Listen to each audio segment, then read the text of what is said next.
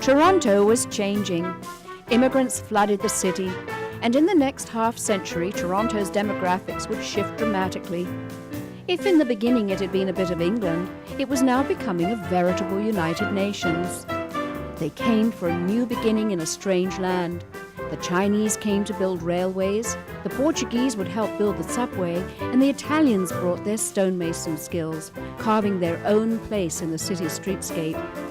They've now come from all over the globe and continue to. Bear in mind that Toronto takes in, on an average, of about 100,000 a year, every year, and we've done so for 60 years. So therefore, we have transformed the demographic basis of this city. After the war, was not the first time that we had all that diversity, because it began, in a sense, with the fact that we were part of the British Empire, and therefore allowed us to move forward very strongly in widening the circle for inclusion. And nowhere is that more evident than at the Kensington market.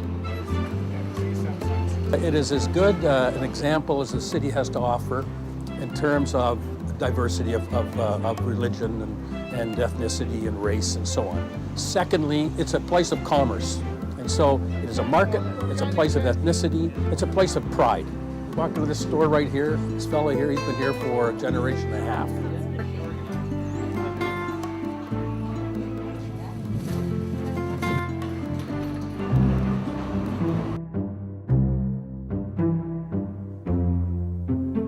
Designated as a National Historic Site of Canada in 2006, Kensington Market and neighboring Chinatown are two of Toronto's most distinctive multicultural neighborhoods. Since the 1880s, waves of immigrants have left their mark in this enchanting community. If you look close enough, you can see influences from the Scottish and Irish laborers, to the Eastern European Jewish community, to immigrants from Italy, the Azores, the Caribbean, and East Asia. With such charm and diversity, it's no wonder that the Kensington Market is such a well-known tourist attraction. Most of the neighborhood's original industrial lofts have been restored and repurposed, and the majority of the housing consists of moderately sized Victorian row houses restored with passion and a strong desire to maintain historical significance. While often considered gritty, Kensington Market displays a sense of real community, a passion for the arts, and a unique cultural life. Most of its charm revolves around its eclectic mix of vintage clothing stores, Latin American grocers, fresh produce, cafes and watering holes, and its defiantly progressive cannabis cafes, boutiques, and head shops.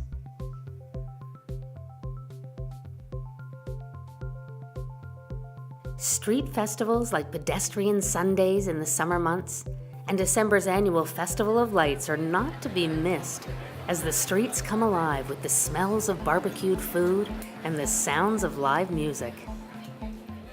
Ultimately, Kensington Market is the place in Toronto to find fresh produce, fish and butcher shops, cheese and bakeries, and like any area where fresh food is found, new restaurants thrive.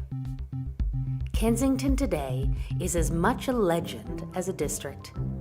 Throughout its history, it has remained a predominantly working-class immigrant community, but has recently become more attractive to urban professionals thanks to 3 major downtown university campuses, a popular hospital, its close proximity to the financial district, and one of the largest Chinatowns in North America.